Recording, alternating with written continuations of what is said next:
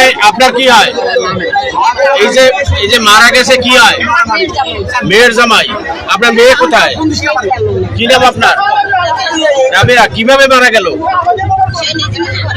এদিকে একটু আগাই কন। নিজে নিজে কিভাবে নিজে নিজে মারা গেল? কোথায় বসে মারা গেছে? নিচে। আপনি কি বাসায় ছিলেন?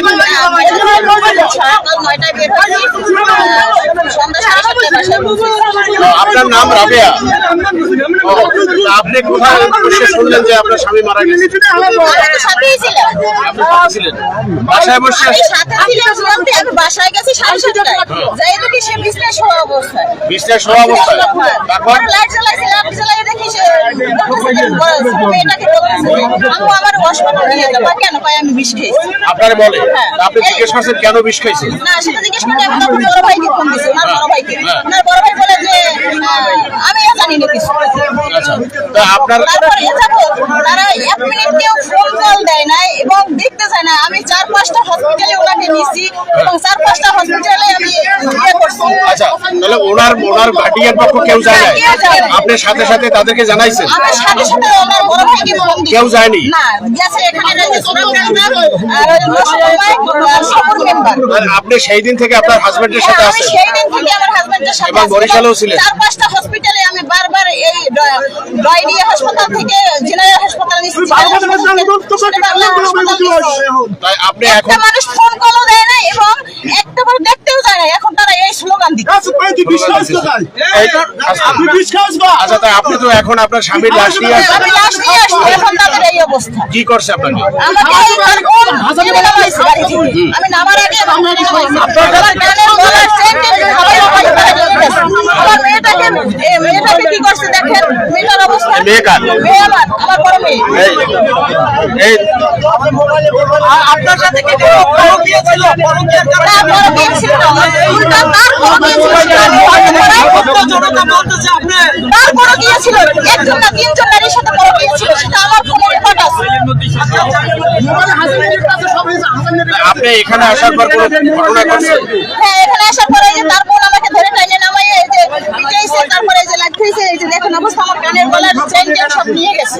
বিক্ষুব্ধ জনতা বলতেছে যে আপনার সাথে হাসানের সাথে সম্পর্ক। সেই হাসান কে? হাসান বাড়ি মামাতো ভাই, তার কাছ থেকে সে 2.5 লাখ টাকা নিয়েছে। এই জন্য তার কাছে একটা সম্পর্ক হয়ে গেছে। এই থানায়।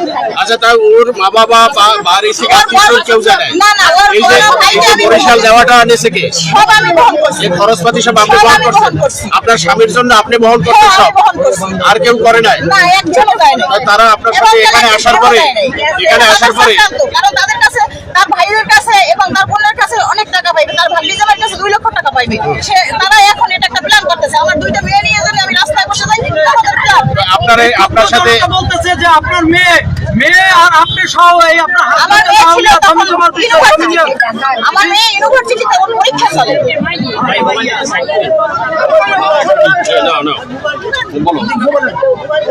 এই যে এখানে আপনার হাজবেন্ড যিনি মারা গেছেন তাকে করে কিছু নানা প্রশ্ন করছে।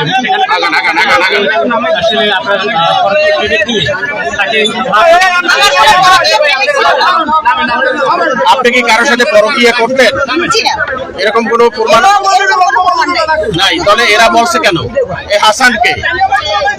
হাসান তার মামাতো ভাই, আমার হাজবেন্ডের মামাতো ভাই। তার সাথে আপনার কোনো পরকীয়া না, ছিল না? তার সাথে আমার কোনো পরকীয়া ছিল না। বরং হাসানের কাছ থেকে 2.5 লক্ষ টাকা নিয়ে আমার সাথে বিদেশ থেকে আদালত করে তারপর দেশে আসছে। এই টাকাটা না দেওয়ার জন্য আমার সাথে সম্পর্ক ছিল। আচ্ছা, তাহলে তো আমরা যে বাড়িতে থাকতেন ওনার সাথে কথা বললেই জানতে পারবো ওখানে কোনো গন্ডগোল হয়েছে কিনা। হ্যাঁ, আমার বাড়িতে গেলেই আপনি জানতে পারবেন।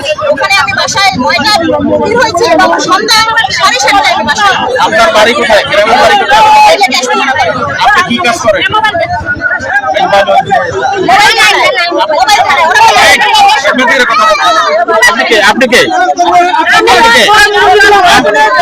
আর মোবাইল চাচ্ছেন?